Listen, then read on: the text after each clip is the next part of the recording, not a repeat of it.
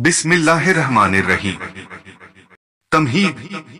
एक वह ज़माना था कि हर मुसलमान इतना इल्म रखता जो उसकी ज़रूरियात को काफ़ी हो, और अल्लाह के फजल से बहुत मुसलमान ऐसे मौजूद थे जो न मालूम होता उनसे आसानी दरियाफ्त कर लेते, हत्ता कि हज़रते उमर फारूक रदी अल्लाह ताला अन्हु ने हुक्म फरमा दिया था, हमारे बाजार में वही खरीद व फरोख्त करें जो इल्मे दीन जानते हों। इस हदीसे पाक को तिर्मिज़ी ने अला इब्ने अब्दुर्रहमान इब्ने याकूब से रिवायत किया। उन्होंने अपने बाप से और याकूब के बाप ने अपने बाप से। फिर जिस कदर ज़माने नबुव्वत से दूरी होती गई उसी कदर इनकी कमी होती रही।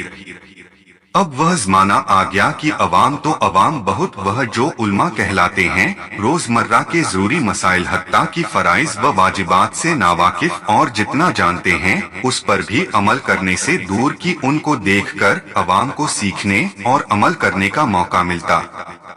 इसी किल्लते इल्म व बेपरवाही का नतीजा है कि बहुत से ऐसे मसाइल का जिनसे वाकिफ नहीं इनकार कर बैठते हैं, हालांकि न खुद इल्म रखते हैं कि जान सकें, न सीखने का शौक की जानने वाले से दरियाफ्त करें, न उल्मा की खिदमत में हाजिर होते हैं कि उनकी सोहबत से कुछ सीखें।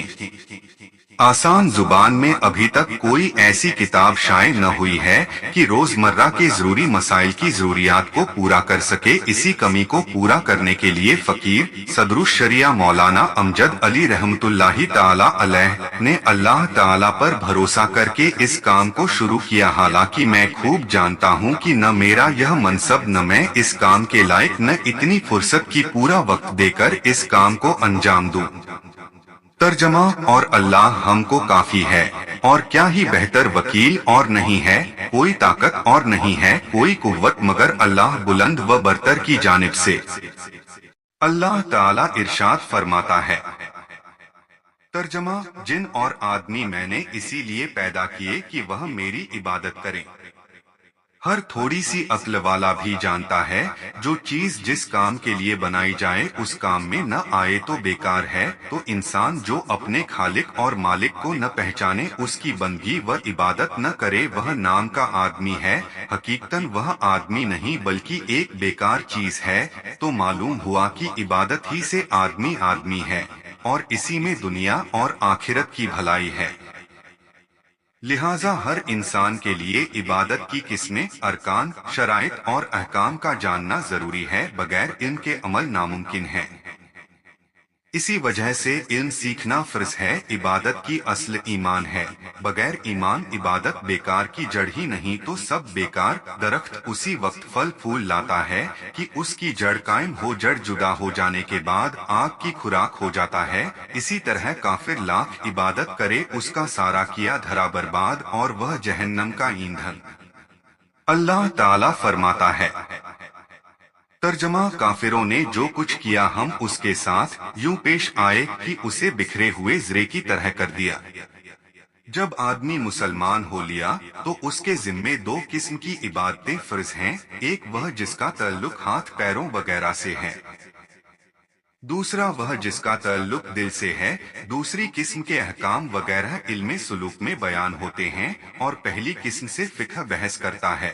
और इस किताब में मैं पहली किस्म को ही बयान करना चाहता हूँ। फिर जिस इबादत को ज़ाहिरी बदन से ताल्लुक है वह दो किस्म की हैं, या वह मुआमला की बंदे और खास उसके रब के दरमियान है। बंदों के आपस में किसी काम का बनाव बिगाड़ नहीं, जैसे नमाज़े पंजगाना, रोजा की हर शख्स बिना दूसरे के उन्हें अदा कर सकता है, चाहे दूसरे को शिरकत की जरूरत हो, जैसे नमाज़े जमात व जुमा व ईदैन में की बे जमात नामुमकिन है, मगर उससे सबका मकसूद सिर्फ मबूदे बरहक की इबादत है, न कि अपने किसी काम का बनाना। दूसरी किस्म वह है कि बंदों के आपस में ताल्लुकात ही की इस्लाह यानी भलाई उसमें मद्दे नजर है, जैसे निकाह या खरीद व फरोख्त वगैरह। पहली किस्म को इबादत कहते हैं और दूसरी किस्म को मुआमला। پہلی قسم میں اگرچہ کوئی دنیاوی نفع بظاہر نہ ہو اور معاملات میں ضرور دنیاوی فائدے ظاہر میں موجود ہیں، بلکہ ظاہری فائدے ہی زیادہ نظر آتے ہیں، مگر عبادت دونوں ہیں، جبکہ معاملات بھی اگر خدا و رسول کے حکم کے موافق کیے جائیں تو ثواب پائے گا، ورنہ گناہ اور عذاب کا سبب ہے۔ پہلی قسم یعنی عبادت چار ہیں: پہلی نماز، روزہ، حج اور زکوٰۃ۔ ان سب میں سب سے زیادہ اہم نماز ہے، اور یہ عبادت اللہ کو بہت محبوب ہے۔ لہذا ہم کو چاہیے کہ سب سے پہلے اسی کو بیان کریں، مگر نماز پڑھنے سے پہلے نمازی کا پاک ہونا بہت ضروری ہے، کیونکہ پاکی و طہارت نماز کی کنجی ہے۔ لہذا طہارت کے مسائل بیان ہوں گے، اس کے بعد نماز کے مسائل بیان ہوں گے۔